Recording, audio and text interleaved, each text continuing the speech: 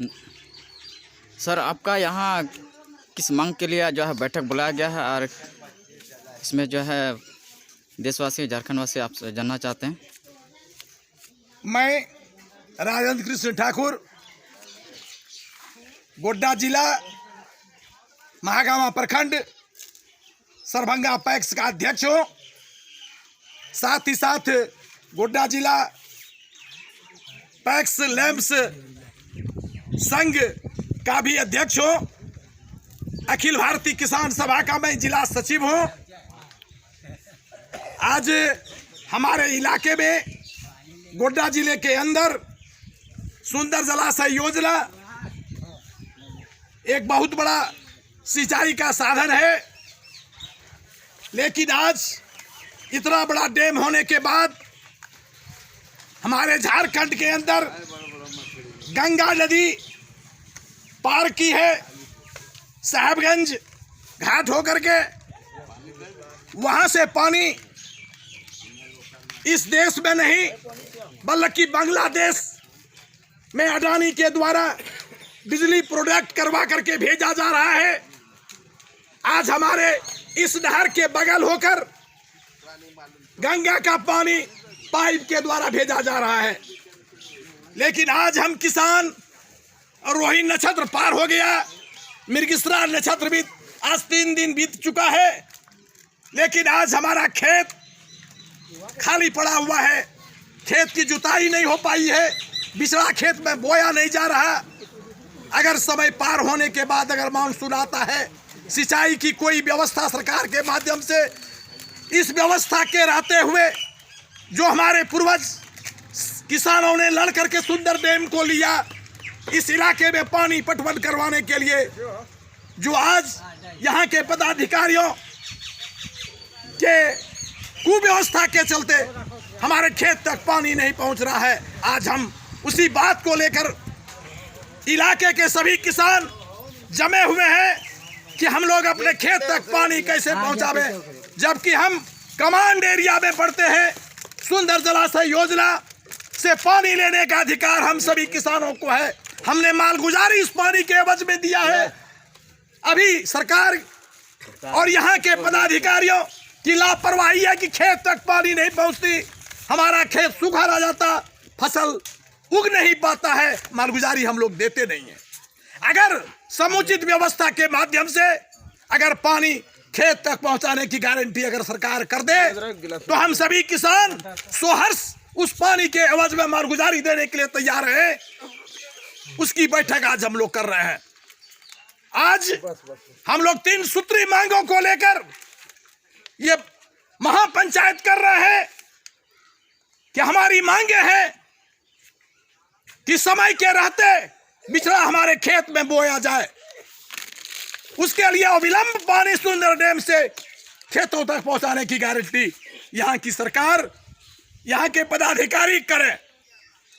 दूसरी मांगे है कि इस मेन नहर होकर के जो नाला कमांड एरिया के मौजा तक गया है, उनकी झड़ाई हो, वो बरसों से झड़ाई नहीं हुई है, उस नाले का पक्कीकरण करवाया जाए और किसानों के खेत तक जो कमांड एरिया के अंदर पड़ता है, जिनको पानी लेने का हक है, वहां के खेत तक पानी पहुंचाने की गारंटी हो।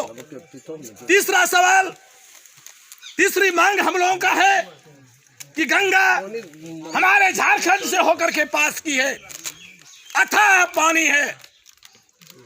अगर उस पानी को कन्वर्ट करके इस सुंदर डैम में गिरवा दिया जाए, जिस तरह अडानी को एनटीपीसी बिजली जूत उत्पन्न करने के लिए बांग्लादेश पहुंचवाने के लिए किया जा रहा है, तो हमारे खेत में अगर वो पानी सुंदर डैम के नहर के द्वारा अगर पहुंच जाता है तो इस इलाके में सालों भर फसल उगता रहेगा। ये बहुफसली जमीन इस इलाके का है। यहाँ कभी भी किसान चाहे गरीब हो मजदूर हो, वो बैठ करके अपना समय बितावेंगे नहीं, वो कमाने के लिए दिल्ली, पंजाब, बंबई और मद्रास अपने परिवार को छोड़कर जान गंवाने के लिए नहीं जाएंगे। अगर उनका जान जाएगा तो उसी खेत में जाएगा। और सब परिवार मिल करके इस खेत में काम करेंगे। आज इस 3 सूत्री मांगों को लेकर मेरा ये महापंचायत हो रहा है। आज हम लोगों ने निर्णय लिया कि हम लोग संवैधानिक तरीके से अकॉर्डिंग टू रूल के आधार पर हम लोग अपनी क्रिया को आगे बढ़ावेंगे। हम लोग लिखित पदाधिकारी को देंगे अपनी मांग को पूरा करवाने के लिए।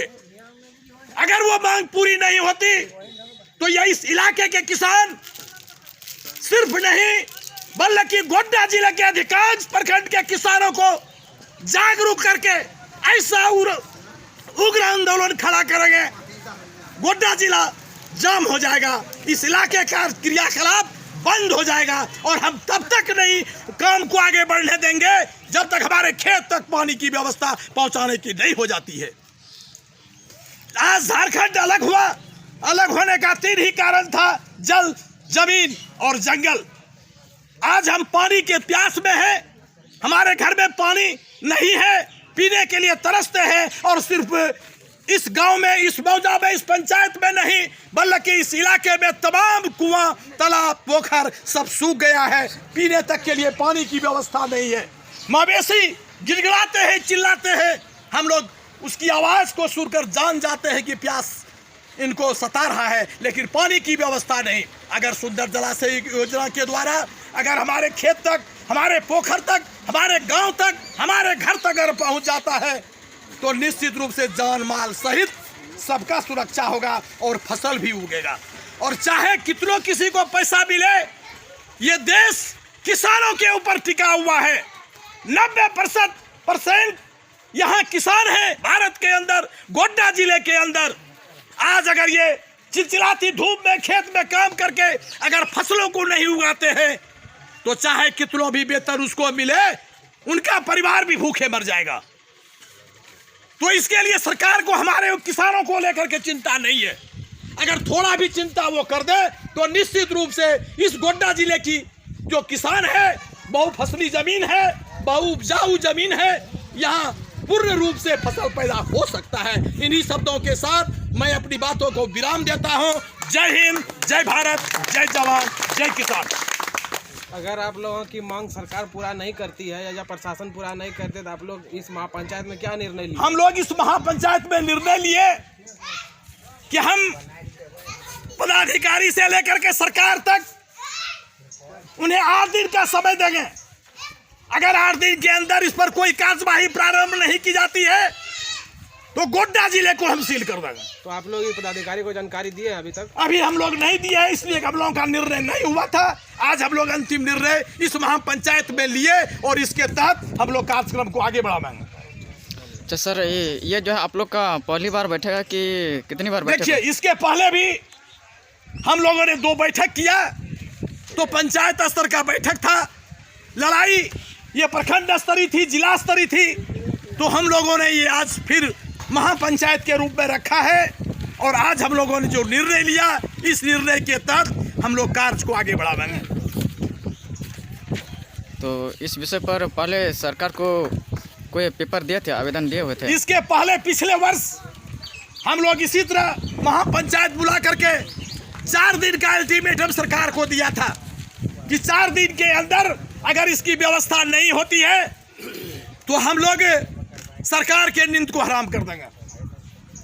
तो 4 दिन के अंदर जिस जगह हम लोगों का सभा हो रहा है, इस जगह सिर्फ नाला का व्यवस्था किया गया और आगे नाला जाने के लिए सर्वे तैयार हुआ, उसका मैप तैयार हुआ और उसके जमीन को इंक्लूज किया गया है, लेकिन कार्य को आगे नहीं बढ़ाया गया।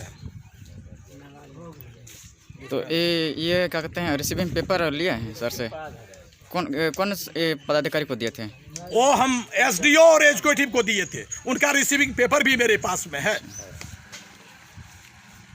मैंने दूसरे दिन आप जैसे टीवी चैनल और पत्रकारों को बुलाकर उन पदाधिकारियों को धन्यवाद भी दिया था किसानों के तरफ से कि जिस तरह हमारे आवेदन को उन्होंने सुना, उसी गति के साथ और क्रिया को आगे बढ़ाया जाए और खेत तक पानी पहुंचाया जाए। लेकिन नाला बनने के बाद हम लोग भी चुप हो गए और सरकार के तरफ से भी, पदाधिकारियों के तरफ से भी कोई कार्यक्रम आगे नहीं बढ़ा।